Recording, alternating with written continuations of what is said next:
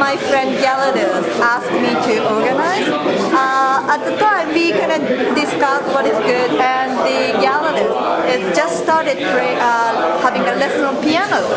So I promised him, okay, I make an exhibition related to the piano. So I select two artists to work together in the same room. So it's like a collaboration, like a playing piano together. I asked the artist to produce one sound piece and one image piece, and not exhibit together, just exhibit with another artist's work. So it's in a room, you can see some collaboration, or more or less like an improvisation, because they don't plan to exhibit together.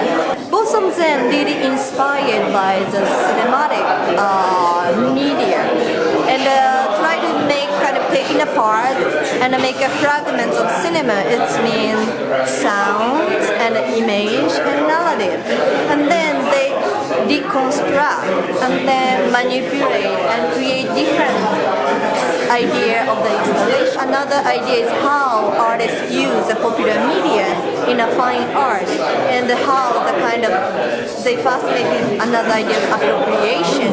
So it's interesting, like it's a very contemporary media they use, but you can see very nostalgic material like silent film, Super 8.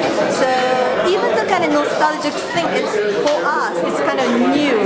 So using a new technology, how we can bring this kind of element, it's interesting challenge, I think. I have a sound piece on an open reel recorder, and I have a drawing, and the drawing's right here, and the drawing is sort of instructions for returning to civilization if you're lost in the wilderness, and but the drawing is unfinished, so it's sort of like this unfinished instructions for returning. So it's sort of, I guess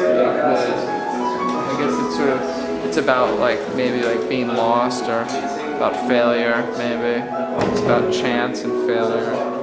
And then I have a sound piece which is called Day, and it's the recording of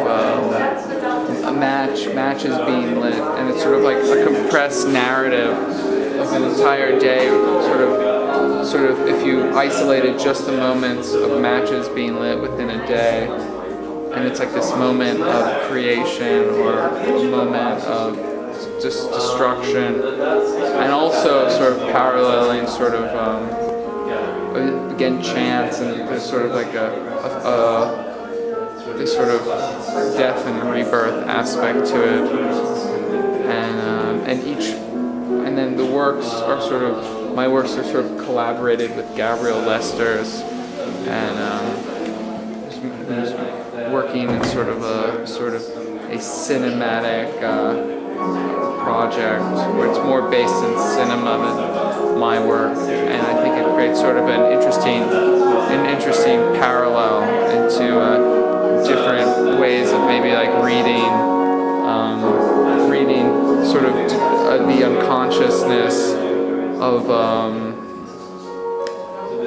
you know, of our, maybe the you know, of all this shit.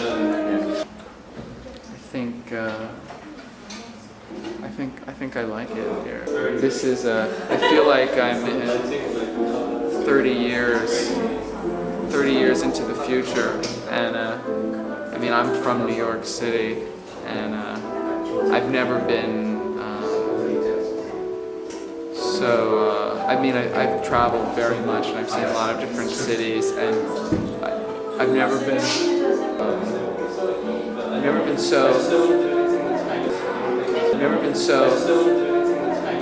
I don't know, moved by a city other than New York. Jordan shows a sound piece, exhibits a sound piece. I exhibit a visual in one space, and vice versa, the other space.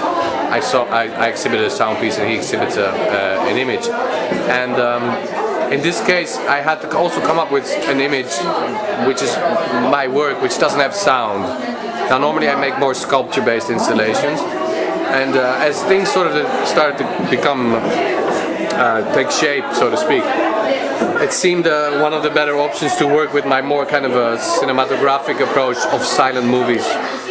So there's a silent movie here, and there's silent movie soundtracks in the other one, which sort of, a silent movie is obviously image and sound and nothing more, and there's no dialogue in it. So I guess it made sense. I like narratives, and I like the performative part of art in general. Maybe even to the degree of literature, which is maybe closer.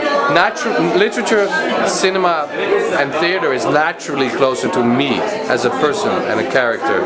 And visual art maybe became a challenge because it didn't come as easy, but still I thought I could be good at it. These are 8 stills of a movie called The Asphalt Jungle from 1946.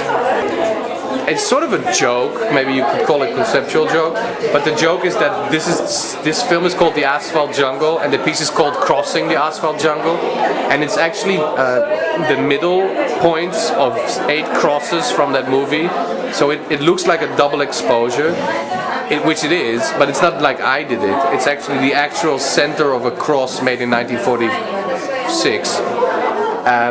Which then reveals a juxtaposition, a dramatic idea of that time, you know, of the film noir time.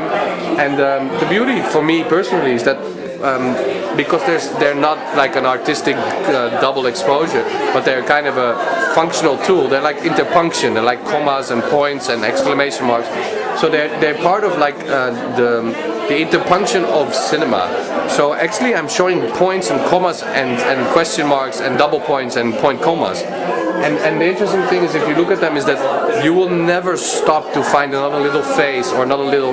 There's a guy actually sitting here, and there's a lot of woman's face here, and a very faint face there. So the image in a way also crosses and fades as you watch it. So it doesn't cease to be a crossfade. So although it is a time-based piece, or the original 1946 movie, it didn't stop to be a time-based piece because it still has a motion quality, if you know what I'm saying. It sort of worked in a textual context that you could actually say to cross the city, to use the crosses of a movie that's called The City.